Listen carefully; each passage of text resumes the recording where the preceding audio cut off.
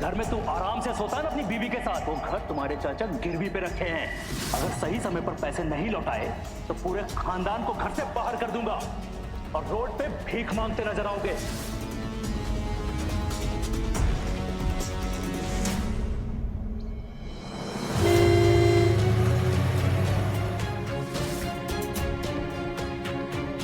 अभी गुंडे लोग आए थे, कह रहे थे कि स्मिता को किडनैप करके लेके चले जाएंगे।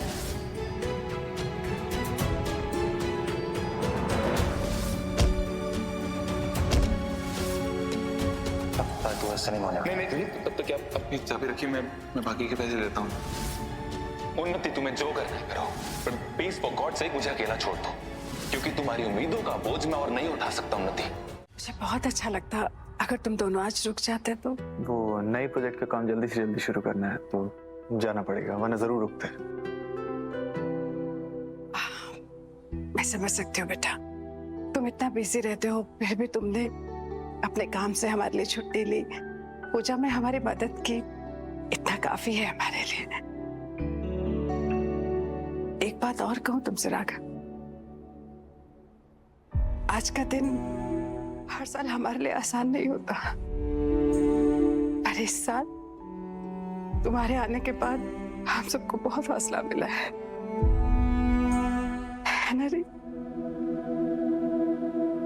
कोई बड़ी बात नहीं, बस रीत ने जो माता रानी से मांगा है वो उसे मिल जाए, काफी है।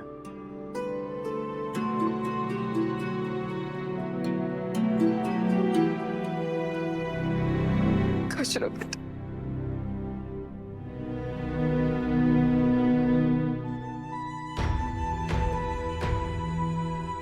अपना ख्याल रखना।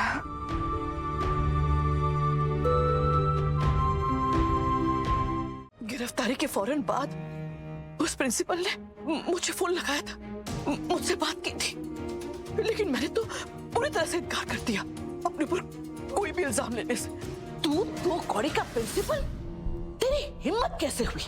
तू चाहता है कि उन बच्चों की मौत का इल्जाम मैं अपने सर पर ले लूं? क्यों? स्कूल तेरा था, तू उस स्कूल का प्रिंसिपल था, मतलब बच्चों को संभालने की जिम्मेदारी किसकी थी? तेरी। अगर तुझे लग रहा था कि वो खाना खाने लायक नहीं है तो तू रोक देता ना बच्चों को खाना खाने से, पर वो तो तूने किया नहीं। इसका मतलब उन बच्चों की मौत का जिम्मेदार तू है, तू। देखिए, आप अच्छी तरह से जानती हैं कि बच्चों के मरने में मेरी कोई गलती नहीं है, मैंने कुछ नहीं किया। आप सबको सच सच क्यों नहीं बताती?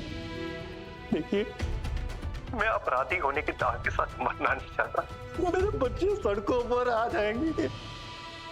आप अच्छी तरह से जानती हैं कि सबकी कसूरवार आप खुद हैं। आपने खुद पैसा कमाने के लिए घटिया और मिलावटी खाना बच्चों के लिए भेजा, और उन सब बच्चों की मौत का कारण आप हैं। आप।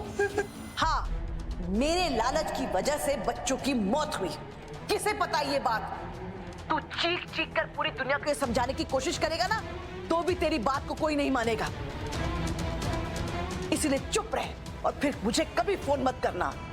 अगर तूने मुझसे बात करने की कोशिश की ना, तो जिन बच्चों की तू दुहाई दे रहा है ना, वो सड़क पर नहीं, शमशान घाट में नजर आएंगे।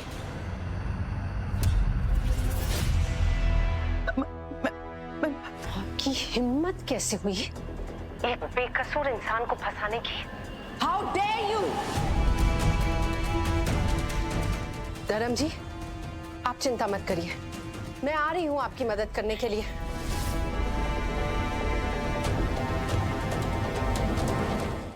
धर्म को दूसरे जेल में शिफ्ट किया गया और अगले दिन मुझे खबर मिली कि धर्म ने जेल में आत्महत्या कर ली। मैं जानता हूं वो इतना निर्बल नहीं था कि खुद की जान ले। जिस इंसान को अपने पे और अपनों पे विश्वास हो वो कभी हार नहीं मान सकता। मुझे तब भी लगता था बेटा, और आज भी लगता है कि धर्म के साथ कुछ गलत हुआ है। वो खुद को निर्दोष साबित करके अपनी बच्ची से और अपने परिवार से मिलना चाहता था। वो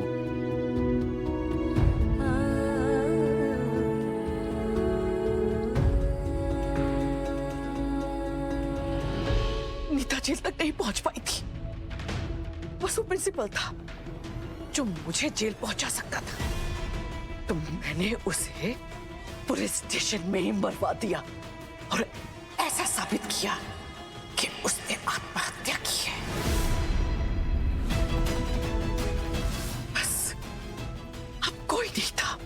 मुझे और मेरा नाम उस हादसे के साथ जोड़ने के लिए।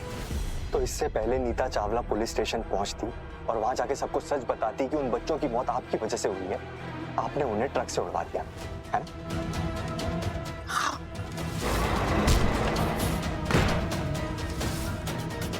आपने उस इंसान को भी वैसे ही मरवाया जैसे आपने निश्चल को मरवाया है। वीरेन, मैं अपने नाम, अपनी शोहरत के लिए कुछ भी कर सकती हूँ। भले ही वो ट्रक एक्सीडेंट में बच गई, लेकिन उसकी याददाश्त चली गई। उसे अपने बीते हुए कल के बारे में कुछ भी याद नहीं है। इसीलिए अब नीता चावला मेरे लिए कोई खतरा नहीं है। मैं हमेशा से जानती थी कि पापा बेकसूर है। मेरा दिल ये मानने को तैयार ही नहीं था कि वो अपनी जान ले सकते हैं। पर अब क्या फायदा,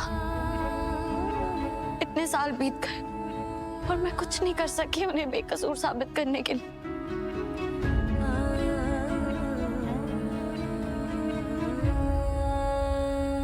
अगर मैं इतने सालों में जेल में कुछ सीखा हूं